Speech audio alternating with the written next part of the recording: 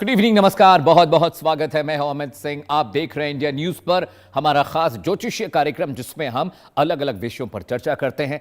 आज बात हम डॉलर की करने जा रहे हैं। आज बात अमेरिका की होगी। किस तरह से दुनिया के मुख्तलिफ मुल्क अब अपनी डोमेस्टिक करेंसी में ट्रेड करने जा रहे हैं और इसका असर डॉलर की वैल्यू पर पड़ रहा है। एक वक्त था जब डॉलर 55 रुपए हुआ करता था, फिर वो बढ़ता बढ़ता 70, 75, 85 और 90 तक उसने छुआ। लेकिन अब क्वाड जैसे जो बायलैटरल कंट्रीज के ग्रुप हैं, G20, G8, ये तमाम जो देश हैं, ये इस बात की को तवज्जो दे रहे हैं कि उनकी डोमेस्टिक करेंसी में ट्रेड होना चाहिए। उनकी डोमेस्टिक करेंसी में अब आगे कारोबार का जो पूरा मुलम्मा है, जो पूरा आवरण है, जो मैकेनिज्म है, वो बनना चाहिए। दो खास मेहमान मेरे साथ हैं। शिवानी शर्मा जी मेरे साथ आपको दिखाई देंगी तस्वीरों में, जानी मानी एस्ट्रोलॉजर हैं। मेरे साथ अदिति दुआ भी हैं, ये भी एक जानी मानी एस्ट्रोलॉजर। आप दोनों का बहुत बहुत स्वागत है स्टूडियो में। बहुत अहम सवाल ये है कि डॉलर की वैल्यू पर बात हो तो सबसे पहले मैं शिवानी आपके पास आता हूं। अब डॉलर की जो वैल्यू है, जिस तरह से सरपट भाग रही थी, उस पर थोड़ी लगाम लगी है, वो थोड़ी कम होती जा रही है। ट्रंप हमेशा से डी डॉलराइजेशन की प्रक्रिया को हमेशा इस पर दबाव देते रहे हैं। वो चाहते थे कि इंटरनेशनल ट्रेड डॉलर के अंदर होना चाहिए। जो भी देश उनके खिलाफ बोलता था या जो भी देश अपनी करेंसी में ट्रेड करने की कोशिश करते थे, अमेरिका उन पर दबाव बनाता था। जापान, कोरिया, रशिया जैसे जो मुल्क हैं, वो भारत के साथ अपनी डोमेस्टिक करेंसी में कारोबार करने के लिए तैयार हो गए। डॉलर के लिए आगे का रास्ता कैसा देख रहे हैं आप? देखिए, सबसे इम्पॉर्टेंट है कि अगर मैं डॉलर की बात करूँ अभिषेक, तो देखिए सबसे पहले हमें ये समझने की ज़रूरत है कि क्या डॉलर इस टाइम पे बढ़ेगा या घटेगा। तो देखिए डॉलर का जो रेट है वो हमें गिरता हुआ दिखाई देगा, लेकिन अगर हम करेंसी की बात करें, इंडियन रुपए की बात करें, तो वो बढ़ता हुआ दिखाई दे रहा है। क्योंकि आप देखिए ज़्यादातर देश, जो अगर मैं चाइना की बात करूँ, चाइना अपनी खुद की करेंसी जो है डिजिटल करेंसी लॉन्च करने के लिए लगा हुआ है। और ज़्यादातर जो हमारा एक्सपोर्ट इंपोर्ट है, वो अब जो ज़्यादातर देश पहले डिपेंड थे कि हमें यूएस की करेंसी डॉलर पे ही हम एक्सचेंज करेंगे चीज़ों को, लेकिन अब जो वो करेंसी है वो एक्सचेंज होने लगी है उनकी खुद की करंट करेंसी के साथ। तो चीज़ें जो हैं वो बदलाव की ओर दिखाई दे रही हैं। इसका जो मुख्य कारण है, अगर मैं एस्ट्रोलॉजी के पॉइंट से देखूँ, तो देखिए आप इस चीज़ को समझेंगे कि मरकरी का जो पीरियड चल रहा है, और अगर हम यूएस की कुंडली को भी देखते हैं तो राहु में बुध चल रहा है। तो आप देखिए बुध जो है वो बुद्धि का भी कारक है, लेकिन फ्लक्चुएशन का भी है, मनी फ्लक्चुएशन का भी है। क्योंकि आप देखिए डॉलर जो है वो गिरता हुआ दिखाई दे रहा है। राहु की वजह से डोनाल्ड ट्रंप इतना इन्फ्लुएंस रहते हैं कि वो डिसीजंस पे टिके नहीं रहते हैं, और उनकी जो चीज़ें हैं वो बार बार बदलती हुई, आपने भी देखा होगा कि जो उनके बयान हैं वो बदलते हुए दिखाई देते हैं।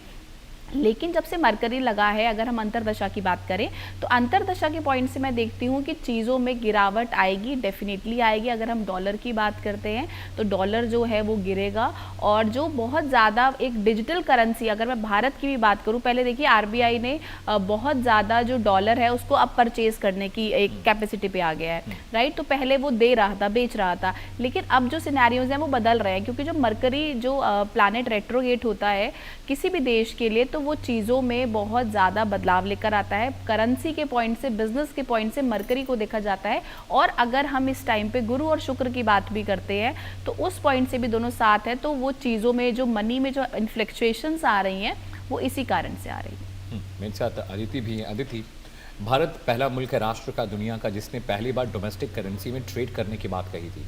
और उस वक्त क्वाड जैसे जो देश हैं, जिसमें बहुत सारे देश, जैसे हम अगर इंडिया पैसिफिक की बात करें, एशियन सब कॉन्टिनेंट की बात करें, तो ज़्यादातर जो कंट्रीज़ हैं वो चाहती हैं कि वो अपनी डोमेस्टिक करेंसी में वो ट्रेड करें। लेकिन अमेरिका इस बात से बहुत खफा था, और जब भारत ने इंटरनेशनल फ्रेटर्निटी के सामने ये बात रखी कि हम चाहते हैं कि रुपए में कारोबार हो, येन में, स्टर्लिंग में, जो लोकल करेंसी है उसमें कारोबार हो, साथ ही साथ मिडिल ईस्ट में वो कंट्री जो हमें तेल बेचती हैं, क्रूड बेचती हैं, वो भी तैयार हो गई थी इस चीज़ के लिए कि वो अपनी लोकल करेंसी में ट्रेड करेंगे। लेकिन अमेरिका हमेशा से, जो अमेरिकन डॉक्ट्रिन है उनका है कि पूरी दुनिया पर उनका कब्जा होना चाहिए, उनकी करेंसी सबसे स्ट्रांग होनी चाहिए। भारत की भूमिका कितनी इंपॉर्टेंट देख रहे हैं आने वाले वक्त में ग्रहों के लिहाज से? देखिए, अगर मैं ग्रहों के हिसाब से बात करूं तो अभी तो मुझे रुपए की जो वैल्यू है इतनी, हालांकि वर्ल्ड डोमिनेंस बनते हुए नहीं दिख रही है। मुझे चाइनीज करेंसी ज़रूर एक वर्ल्ड डोमिनेटिंग करेंसी बनते हुए दिख रहा है आने वाले 2028 में। अभी भी 2028 के मिड तक हमें कहीं ना कहीं डॉलर में ही ट्रेड होता हुआ दिखेगा। भले ही बातचीत होने लग गई है कि रुपए में ट्रेड होगा, उसमें होगा, बट अभी इसको इम्प्लीमेंटेशन भले ही इतनी तेज़ी से ना करा जाए, लेकिन 2028 से मुझे चाइनीज़ एंड रुपए की जो कहीं ना कहीं डोमिनेंस है वो बढ़ती हुई दिख रही है, क्योंकि 2028 में आप देखिए कि मिड में कहीं ना कहीं 2028 के और मिड ऑफ 2029 के जो जुपिटर होगा वो लियो में होगा, और जब जब जुपिटर लियो में जाते हैं तो कहीं ना कहीं आपके जो ओवरऑल करेंसी चेंजेस हैं वो आते हैं। एक करेंसी गिरती है तो दूसरी बढ़ती है। गोल्ड में क्या कहते हैं, बहुत ज़्यादा हमें बदलाव देखने को मिलेगा, गोल्ड फिर से बढ़ेगा, जैसे अभी गोल्ड में थोड़ा सा कम फ्लक्चुएट कर रहा है। आने वाले समय पे 2028-29 में आप देखेंगे गोल्ड एक फिर से एक बहुत वैल्यूएबल एसेट बन जाएगा सभी के लिए। तो ये जो परिवर्तन हम चाह रहे हैं कि डॉलर बिल्कुल ही गिर जाए, वो हमें 2028 एंड 2029 से देखने को मिलेगा। बट डॉलर अपनी कभी भी रेलेवेंस नहीं खोएगा, जो एक डोमिनेंस है डॉलर की वो 2030 तक नहीं खोई जाएगी। ठीक है शिवानी, एक बहुत इंपॉर्टेंट फैक्टर ये भी है कि करेंसी की वैल्यूएशन बहुत सारे फैक्टर्स पर डिपेंड करती है। आपका इंपोर्ट एक्सपोर्ट बिल कितना है, आपका फिजिकल डेफिसिट कितना है, आपका ट्रेड डेफिसिट कितना है, किन देशों से आप क्या खरीदते हैं क्या बेचते हैं। अगर आपका इंपोर्ट ज़्यादा है तो आपकी जो करेंसी वो कमज़ोर होगी, लेकिन आप एक्सपोर्ट ज़्यादा करते हैं तो आपको डॉलर ज़्यादा कमाई का मौका मिलेगा। आईटी सेक्टर बहुत इंपॉर्टेंट फैक्टर है इंडियन इकोनॉमी के लिए, और पिछले 5 सालों में आईटी सेक्टर को बहुत हिट लगा है। आईटी सेक्टर सबसे बड़ा जरिया था डॉलर हमारे देश में लाने का। आईटी सेक्टर को कैसे देख रही हैं आप, क्या रुपए को कंट्रीब्यूट करेगा वो? डेफिनेटली देखिए, सबसे इम्पॉर्टेंट है अगर हम आईटी सेक्टर की बात करते हैं तो अगर हम संवत की भी बात करते हैं, रौद्र संवत चल रहा है और इस टाइम पे जुपिटर की जो एनर्जी है पूरे विश्व में सबसे ज़्यादा है, तो जुपिटर ज्ञान का भी कारक है। तो हम देखेंगे आईटी में और जितना एआई में हमें बहुत सारी चीज़ों में बदलाव आता हुआ दिखाई देगा और एआई बहुत अच्छे से आगे बढ़ेगा। अगर मैं बात करूँ कि डॉलर की, कि डॉलर के इन्फ्लुएंस में आके चीज़ें ऊपर जाएंगी या नीचे जाएंगी, तो देखिए मिड टर्म इलेक्शन भी है यूएस में, तो इस टाइम पे जो करेंसी है वो आप ऊपर नीचे होती हुई आपको डेफिनेटली दिखाई देगी, फ्लक्चुएशंस आएंगे क्योंकि इलेक्शंस में बहुत ज़्यादा पैसा लगता है और जब पैसा इलेक्शन आता है तो किसी भी देश की सरकार जो है सबसे ज़्यादा जो है पैसे में ही डील करती है। किसी भी इलेक्शन को जीतने के लिए भी पैसा ही आपको चाहिए at the end of the day. तो कहीं ना कहीं आप देखेंगे चीज़ों में बदलाव आएगा। और आईटी सेक्टर की बात करें तो हम देखेंगे फंडामेंटल जो ग्रोथ है, जो डेवलपमेंट वाली ग्रोथ है, अभी तक जो इंडिया की बात करूँ मैं, वो टेस्टिंग में ही ज़्यादा, या तो टेस्टिंग का काम हो रहा है इंडिया में या सपोर्ट का काम हो रहा है, डेवलपमेंट का काम भारत में नहीं हो रहा। ज़्यादातर जो भी देखिए जो भी एमएनसीज है, जो फॉरेन बेस्ड एमएनसीज हैं, वो इंडिया में काम करवा रही हैं, तो वो सब जो काम करवा रही हैं या तो वो टेस्टिंग का करवा रही है या फिर वो सपोर्ट का करवा रही है, L1 L2। तो देखिए ये जो सपोर्ट का काम है हमें 2026 के नवंबर के बाद से, ट्रांजिट के बाद आप देखेंगे कि चीज़ों में हमें डेवलपमेंट देखने को मिलेगी टूवर्ड्स द आईटी सेक्टर। और गवर्नमेंट भी आप देखेंगे एआई से रिलेटेड एक नया नॉर्म बनाएगी या एक रिस्ट्रिक्शन लगाएगी, क्योंकि इस टाइम पे जो एआई का जो बूम चल रहा है, आप देखिए हर जगह पे आर्टिफिशियल इंटेलिजेंस इतना ज़्यादा काम कर रही है, चाहे वो एस्ट्रोलॉजी हो, चाहे वो कुछ भी, आप देखिए chat GPT is taking everything. तो चीज़ों में आप देखेंगे गवर्नमेंट एक ऐसा नया नॉर्म बनाती हुई आपको दिखेगी, भारत सरकार ऐसा एक नॉर्म बनाती हुई दिखेगी कि जिसमें आपको अपनी जो इन्फॉर्मेशंस हैं वो कुछ हद तक प्राइवेट रखनी पड़ेगी। There are multiple things which need to be change. Aditi, I was studying few aspect of money. तो इंडस वैली सिविलाइजेशन के दौरान या अशोका डायनेस्टी जब दुनिया में थी, या फिर चोल्स और मौर्य शासक जब भारत में थे, तो इंडियन करेंसी की वैल्यू दुनिया में सबसे ज़्यादा थी। दुनिया भर के जो ट्रैवलर्स थे, जो कारोबारी थे, वो आते थे इंडिया में ट्रेड करने के लिए और हमारी करेंसी सबसे ऊपर थी। लेकिन 1991 में जब इकोनॉमिक रेवोल्यूशन आया, हमारी इकॉनमी बहुत फ्रेजाइल थी, हमारा जो विदेशी पूंजी भंडार था वो भी ख़त्म हो गया। डॉक्टर मनमोहन सिंह उस वक्त फिनेंस मिनिस्टर थे देश के, तो उन्होंने बहुत सारी तरीके में बहुत सारी चीज़ें कर हमारी इकॉनमी को बूस्ट करने की कोशिश की। इसके बाद लगातार सरकारें बदलती रहीं, चीज़ें बेहतर होती रहीं। क्या रुपए को, क्या वो वरदहस्त, वो जगह, वो स्थान दोबारा मिल पाएगा कि हम टॉप 5 जो करेंसी हैं वर्ल्ड की उसमें हम शुमार हों, उसमें आ जाएं? देखिए, हम बात करते हैं भारत की विश्व गुरु बनने की, तो जब हम बात करते हैं कि भारत विश्व गुरु बनेगा तो ऑब्वियसली अभी ऐसा तो है नहीं कि हमारा जो लॉस्ट पार्ट है इंडिया का वो वापस आएगा। Definitely that is very difficult now कि अब वो वापस आए। हाँ, कुछ लैंड हमें इनकर होगा, जो हम बातें करते हैं इन सब चीज़ों की आप ही के ही शो पे। बट येस, आपने इस बारी करेंसी की बात करी है तो डेफिनेटली, क्योंकि बहुत रैपिडली ग्रोथ इंडिया ने अभी ली है, आने 2-3 साल में बहुत रैपिडली इंडिया ग्रो कर रहा है। और मैंने शायद आपको भी बोला था कि एक टाइम ऐसा होगा कि फॉरेनर्स यहाँ आके पढ़ेंगे, हमारे देश में आके पढ़ेंगे, तो ऑब्वियसली जो करेंसी है वो कहीं ना कहीं बूम होगी। बट अब बात ये है कि कब होगी। जब जब जब क्या कहते हैं बृहस्पति लीब्रा राशि में जाते हैं, तब तब कहीं ना कहीं जो ट्रेड है, एग्रीमेंट्स हैं और जो करेंसी है आपकी इंडिया की या जिस भी कंट्री की, वो बढ़ती है। तो मुझे ये मिड ऑफ 2030 से लेके 2031 तक ये कहीं ना कहीं टॉप 5 तो नहीं बट यस टॉप 7 तक आते हुए ज़रूर दिख रहा है और हमें कहीं ना कहीं इंडियन रुपए फिर से बढ़ता हुआ दिखेगा। बट इसी के बीच में मुझे एक और क्या कहते हैं चीज़ है जो बड़ी उभरती हुई आती हुई दिख रही है, वो है ब्रिक्स। और उसके बारे में आज के डेट में बात करना बहुत इंपॉर्टेंट है कि ब्रिक्स भी एक हो सकता है कि एक एक्ट ऑफ ट्रेड हम कहीं ना कहीं करने लगे। जैसे आज हम गोल्ड में करते हैं, वैसे ब्रिक्स में भी एक इम्पॉर्टेंट एसेट हमारे लाइफ का बन जाए, वो आने वाले 2029 से। ठीक है शिवानी, अगर हम अलग अलग कंट्रीज़ की बात करें तो चाइना के साथ हम ट्रेड करते हैं, हम एशिया सब कॉन्टिनेंट में ट्रेड करते हैं, मिडिल ईस्ट में हम ट्रेड करते हैं, यूरोपियन कंट्री के साथ हमारा ट्रेड है। लेकिन भारत के साथ एक दिक्कत ये भी है कि हमारा इंपोर्ट बिल बहुत ज़्यादा है। बहुत सारी चीज़ें हमें बाहर से खरीदनी पड़ती हैं, चाहे वो मशीनरी हो, चाहे वो मेडिसिन हो, चाहे टूल्स हो। बहुत सारे ऑर्गेनिक प्रोडक्ट हैं जो हम बाहर से खरीदते हैं, क्योंकि हमारा जो डोमेस्टिक कंजम्पशन खुद इतना ज़्यादा है कि उतना हम खुद ही नहीं बना पाते हैं अपने लोगों को खिलाने पिलाने और उनके इस्तेमाल के लिए। तो हमें मजबूरन इम्पोर्ट हमारा बिल बहुत ज़्यादा है। क्या प्रधानमंत्री नरेंद्र मोदी के नेतृत्व में आने वाले वक्त में आप देख रही हैं कि इंडियन करेंसी, इंडियन जो शेयर मार्केट है उसकी वैल्यूएशन बढ़े, और वो कौन कौन से देश आपको लगते हैं जो भारत को इस चीज़ में सपोर्ट करेंगे?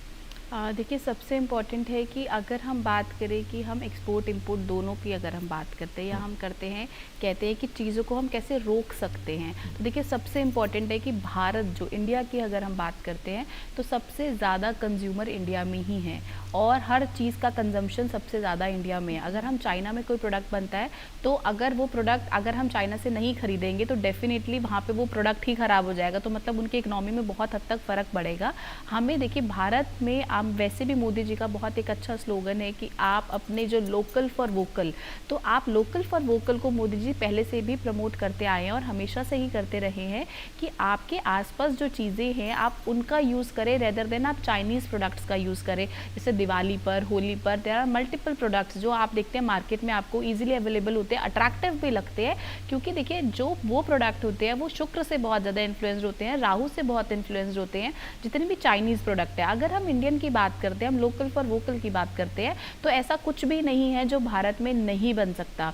चाहे हम कपड़े की बात करें, चाहे हम खाद्य पदार्थों की बात करें, चाहे हम मसालों की बात करें, भारत में सबसे ज़्यादा खनिज पदार्थ पाए जाते हैं। अगर मैं टेक्नोलॉजी की बात करूं, जहां पे मुझे लगता है कि हम थोड़ा सा लैक होते हैं, जो चाहे वो मोबाइल फ़ोन्स हों, चाहे वो कैमराज हो, तो जो भी ऐसे प्रोडक्ट्स हैं जो हम राहु से देखते हैं, इसमें हम बहुत हद तक वीक करते हैं। लेकिन डेफिनेटली उसके भी आप देखिए बहुत सारी चीज़ों के ऑल्टरनेटिव्स निकाल रही है सरकार, और आने वाले टाइम में हम देखेंगे कि मोदी जी बहुत सारी चीज़ों में बदलाव लेकर आएंगे, क्योंकि मोदी जी की जब मंगल लगेगा तो आप देखेंगे बहुत सारी एनर्जी के साथ हम बहुत सारी जो एग्रीमेंट्स हैं वो भारत में ही करेंगे। मोदी जी ने खुद ने बोला कि आपको गोल्ड नहीं खरीदना, उसका जो कारण है आप लोगों को समझ में आ रहा है कि क्या उसका रीज़न रहा। तो देखिए अब जो गोल्ड का रेट है वो बढ़ नहीं रहा है, तो वो कंपैरेटिवली अब उसी लेवल पे आ गया है। तो चीज़ों में बदलाव होगा, डेफिनेटली होगा, और मोदी जी सबके साथ और सबको मिलकर विकास करवाने वाले व्यक्तित्व है उनका, तो डेफिनेटली हम देखेंगे चीज़ों में चेंज आएगा। अदिति, बहुत सारे फैक्टर्स होते हैं, जैसे टेररिज्म एक फैक्टर है, इन्फ्लेशन एक फैक्टर है, पाकिस्तान हमारा पड़ोसी मुल्क है, वो एक बहुत बड़ा फैक्टर है हमारे डेवलपमेंट को लेकर। लेकिन अमेरिका जैसा देश या चाइना जैसा देश, ये दोनों देश जो है ये प्रॉक्सीज पर बहुत डिपेंडेंसी है। पाकिस्तान की बात कर लीजिए आप, और जो अमेरिका है उसके भी बिजनेस प्रॉक्सीज हैं। वो आतंकवादी संगठन तो नहीं चलाते, लेकिन उसके बाद बिजनेस प्रॉक्सीज हैं। उसको पता है कि डॉलर की वैल्यूएशन कैसे बढ़ानी है, उसको ट्रेड कैसे स्ट्रॉन्ग करना है। वो कभी टैरिफ लगा देता है, कभी बंदिशें कर देता है, कभी वो कहता है कि हम इस देश के साथ ट्रेड नहीं करेंगे। भारत पर भी बहुत दबाव बना, हमारे पर भी टैरिफ वॉर के दौरान हमारे पर बहुत सारा टैरिफ लगा, बहुत सारा नुकसान हमारी इकॉनमी को हुआ, बहुत सारा इम्पोर्ट एक्सपोर्ट हमारा इम्बैलेंस हुआ अमेरिका की वजह से। क्या आने वाले वक्त में अमेरिका के साथ हमारे कारोबारी रिश्ते और बढ़ रहे हैं, या भारत धीरे धीरे जैसे शिफ्ट कर रहा है कि वो जो उसके पास ऑप्शंस हैं अमेरिका के वो तलाश रहा है? जैसे उसने रशिया के साथ अब डिफेंस डील कर रहा है, फ्रांस है, इस तरह के देशों के साथ भारत अपनी शिफ्टिंग कर रहा है। साथ ही साथ क्रूड के लिए भी उसने बहुत सारे देशों के साथ टाई अप किया है, जबकि बहुत कम लोग जानते हैं कि दुनिया में सबसे अधिक तेल का भंडार अमेरिका के पास है, जबकि वो ऑयल प्रोड्यूसिंग कंट्री नहीं है। तो क्या ये शिफ्टिंग जो इंडिया की है वो मदद करेगी, या उसकी मजबूरी होगी कि वो डॉलर में ट्रेड करता रहे अमेरिका के साथ? देखिए जो ट्रेडिंग है कहीं ना कहीं अब इंडिया, जैसे बात हुई थी अभी कि हमारी जो चीज़ें हैं मेड इन इंडिया ही चलेंगी। और आने वाले 2035 तक आप देखेंगे कि ये शिफ्ट कई हद तक हो जाएगा कि अब जो हमारे भारतीय, जो हमारी आइडियोलॉजी भी हमें दी जा रही है ना, वो यही दी जा रही है कि सपोर्ट योर इंटरनल कंट्री, जो आपके स्वदेशी आपके वो हैं गुड्स को, आप उनको ज़्यादा प्रमोट करो। तो आप 2035 तक देखोगे कि बहुत ज़्यादा ये जो टैरिफ लगा लेते हैं, ये जो बात बात पे अपने डॉलर को बचाने के लिए ये जो दूसरों को परेशान करते हैं ट्रम्प, वो अब बहुत ज़्यादा हमें हावी नहीं होगी वो चीज़। जैसे अभी हमने हालात देखे कि क्रूड ऑयल बाहर से आता था तो ऑब्वियसली बहुत ज़्यादा हमें कॉन्सिक्वेंसेस फेस करने पड़े। अब थैंकफुली अब कम हुआ है तो राहत मिली है लोगों को। बट यस, ऐसे आने वाले टाइम पर हम क्या बात करते हैं कि आने वाले टाइम पर आप देखेंगे कि बहुत सारी कंट्रीज वॉर में रहेंगी, तो डेफिनेटली जो एक्सपोर्ट इंपोर्ट है वो कहीं ना कहीं डिस्टर्ब रहेगा ही रहेगा। तो इन हालात को देखते हुए इंडिया अपने अंदर ही सारी चीज़ें अपने आप प्रोड्यूस करने लग जाएगा। हाँ, मे बी 0.5% हम थोड़ा सा बाहर वालों पे डिपेंड रहेंगे लाइक अमेरिका, बट आने वाले समय में, आने वाले 10 साल में मुझे नहीं लगता कि हम ज़्यादातर बाहर की कंट्रीज़ में, बाहर के देशों में डिपेंड रहेंगे अपनी छोटी छोटी चीज़ों के लिए। इंडिया खुद ही प्रोड्यूस करने लग जाएगा, खुद ही, हमारे पास इतना लैंड है, हमारे पास इतनी पॉपुलेशन है, इतनी हार्ड वर्किंग लेबर है हमारे पास कि वो खुद ही लग जाएंगे इस चीज़ में। शिवानी, 5-7 अगर हम सेक्टर्स की बात करें, क्योंकि बहुत सारे लोग डॉलर को ट्रेड का माध्यम भी मानते हैं, शेयर मार्केट में करेंसी भी परचेज और बाई की जाती है, तो जो लोग इन्वेस्टमेंट ट्रेड करते हैं डॉलर्स में, उनके लिए क्या मशवरा देंगे आप? देखिए, मैं लास्ट ईयर से बोलती आ रही हूँ कि आप बहुत बड़ा इन्वेस्टमेंट अभी शेयर मार्केट में नहीं डालें, क्योंकि अगर आपको ऐसा लग रहा है कि आप बहुत ज़्यादा इन्वेस्टमेंट डाल देंगे तो उसके जो फंसने के चांसेस है वो बहुत हद तक बढ़े हुए हैं इस टाइम पे। क्योंकि आप देखिए, गोल्ड और सिल्वर दोनों ही बहुत ज़्यादा फ्लक्चुएट कर रहा है, और मैंने ऐसा देखा है कि 15 ईयर्स में हर बार मार्केट जो है वो अप डाउन ज़रूर जाती है। तो डेफिनेटली दिस इज़ 2026, तो डेफिनेटली चीज़ें जो हैं वो अप डाउन जा सकती हैं। तो मैं आपको यही बोलूँगी कि आप बहुत हद तक एक बड़ा इन्वेस्टमेंट ना करें और एक लिमिटेड शेयर आप खरीद कर रखें। बिकॉज आपको कई बार हमें लगता है ना कि यार अभी तो ये शेयर गिर रहा है तो हम इसको परचेज कर लेते हैं समटाइम्स, तो लेकिन आपने बहुत ज़्यादा हद तक इन्वेस्टमेंट नहीं करना, क्योंकि ये जो इंडस्ट्री है वो राहु इन्फ्लुएंस इंडस्ट्री है, और राहु जो है वो भ्रमित करता है। तो आप चीज़ों से भ्रमित, लालच की तरफ आप बढ़ जाएंगे कि आज ये चीज़ गिर गई है तो मैं इसको रोक लूँ। तो डेफिनेटली आप अपने पैसे को जो है वो सेग्रीगेट करके रखेंगे तो आपके लिए बहुत हद तक बेटर रहेगा। अदिति जी, बहुत सारी रेमेडीज़ होती हैं ट्रेड करने के लिए, शेयर मार्केट में इन्वेस्टमेंट करने के लिए, तो जब डॉलर इतना फ्लक्चुएट हो रहा है, बहुत सारे लोगों ने, मैं बहुत सारे ऐसे लोगों को जानता हूँ जिन्होंने हेजिंग की हुई हाँ है, जी। हेजिंग लॉन्ग टर्म के हिसाब से उन्होंने हेजिंग की थी, उन्हें लगता था गोल्ड बहुत ऊपर जाएगा, तो बहुत सारे लोग जिन्होंने गोल्ड ETF में बहुत सारा इन्वेस्टमेंट किया था, जिन्होंने सिल्वर ETF में बहुत सारा इन्वेस्टमेंट किया था, बहुत सारे ई फंड्स हैं जो गोल्ड में, जिनका maximum portion of investment gold है, तो वहाँ पर उनको नुकसान हो रहा है। क्योंकि शेयर मार्केट में अगर देखें तो पिछले 6 महीने में गोल्ड बहुत कम चला गया है, क्योंकि इंपोर्ट ड्यूटी बढ़ी थी 5-7%, तो थोड़ा हाइक हुई थी क्योंकि स्कार्सिटी मार्केट में हो गई थी। फिर बहुत सारे लोगों ने गोल्ड बेचना शुरू कर दिया, इंटरनेशनल मार्केट में गोल्ड बहुत बिका क्रूड की वजह से, तो बहुत सारे लोगों ने जो हेजिंग कर रखी थी लॉन्ग टर्म में, उनका पैसा फंस गया है। मैं ऐसे बहुत सारे लोगों को जानता हूँ जिन्होंने ETF में पैसा लगाया, गोल्ड ETF में, और वो बहुत नुकसान में है। क्या रिकवरी के लिए आपको लगता है डॉलर वीक होगा? क्योंकि रूल है कि जब डॉलर वीक होता है तो गोल्ड स्ट्रांग होता है, गोल्ड स्ट्रांग होता है तो डॉलर वीक होता है, ये फॉर्मूला है शेयर मार्केट का। तो अगर आने वाले वक्त में जो लोग हेजिंग करके बैठे हुए हैं गोल्ड को लेकर, उनको कब प्रॉफिट बुकिंग करनी चाहिए, या कितना और होल्ड करें भी अपना इन्वेस्टमेंट? देखिए, गोल्ड एक ऐसी धातु है जो कभी भी आपको नुकसान नहीं देकर जाएगी, ठीक है। तो गोल्ड और सिल्वर अगर किसी ने ले रखा है, मैं कहती हूँ 2 साल अभी लेके भूल जाओ और उसको लॉन्ग टर्म होल्ड करके रखो, क्योंकि आने वाले 2029 में गोल्ड ने बढ़ना है, क्योंकि डॉलर, मैंने क्या कहा, 2028 से गिरना चालू होगा, तो गोल्ड अपने आप बढ़ेगा। तो वो एक ऐसा एसेट रहेगा जो आप हमेशा सालों साल, जनरेशन टू जनरेशन फॉरवर्ड करते रहेंगे, तो उसको लेकर रखें। बट गोल्ड एंड सिल्वर के अलावा भी कुछ ऐसी कमोडिटीज है जो इन पे फोकस करना बहुत ज़्यादा ज़रूरी है, जैसे कि हेल्थ केयर पे आप अभी से ही इन्वेस्टमेंट्स चालू कर दीजिए, आपका डिफेंस के शेयर्स हो गए, उन पे आप जितना ज़्यादा इन्वेस्ट कर सकते हैं, लॉन्ग टर्म हेल्ड स्टॉक्स के लिए मैं ये बात कर रही हूँ, मैं ट्रेडर्स के लिए नहीं करूँगी बात, उन पे इन्वेस्टमेंट करिए। जितने भी इंफ्रास्ट्रक्चर रिलेटेड है, अभी भारत में आप मुंबई का भी नक्शा देखेंगे थोड़ा सा चेंज होने वाला है, क्योंकि बहुत सारी डेवलपमेंट्स मुझे मुंबई में भी दिख रही हैं। तो आप इंफ्रास्ट्रक्चर में जितना ज़्यादा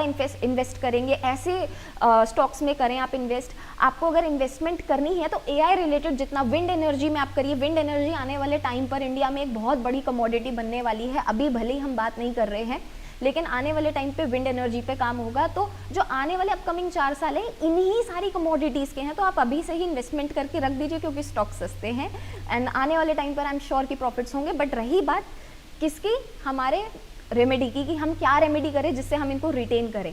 तो एक मंत्र है ओम ईश्वर्याय नमः, ये विष्णु जी का मंत्र है कि आप कोई भी कार्य करें आप उसमें सक्सेस प्राप्त करें। तो फिर चाहे वो स्टॉक मार्केट हो, फिर चाहे वो आपके बिजनेसेस हो, तो 108 बारी आप जब भी बैठें अपना कोई भी स्टॉक बाय करने के लिए ओम ईश्वर्याय नमः का 108 बारी जाप कर लीजिए। ऐश्वर्याय नमः, ऐश्वर्य, Yes. राइट। दर्शकों को मैं बता दूं, अदिति जी ने जो मशवरे दिए हैं उनका निजी विचार है, कंपनी का या मेरा इस इन्वेस्टमेंट टिप से कोई लेना देना नहीं है। शानी, मैं आपके पास आ रहा हूँ। क्या डॉलर की डिपेंडेंसी जो होती है, बहुत इंपॉर्टेंट सवाल मैं आपसे पूछ रहा हूँ, डॉलर की डिपेंडेंसी की बात करें तो दुनिया की 85% economy, it's a data, 85% economy जो है डेटा की, सिर्फ हम टुंड्रा, ट्रैगा और पोल्स को छोड़ दें तो वहाँ पर डिपेंडेंसी नहीं है। yes, yes, 85% जो 100% कंट्रीज है दुनिया की वो डॉलर डिपेंडेंसी पे हैं, चाहे वो दवा की वजह से हो, चाहे वो मशीनरी की वजह से हो, चाहे एआई हो, चाहे एजुकेशन हो, चाहे जो कुछ भी है। लेकिन एक और देश है लंदन, ब्रिटेन की हम बात करें, ब्रिटेन की इकोनॉमी बहुत स्ट्रांग होती जा रही है, उनकी करेंसी बहुत स्ट्रांग होती जा रही है। Israel is one of the country जिसकी करेंसी बहुत स्ट्रांग होती जा रही है। मैं मिडिल ईस्ट कंट्रीज की बात नहीं करूंगा।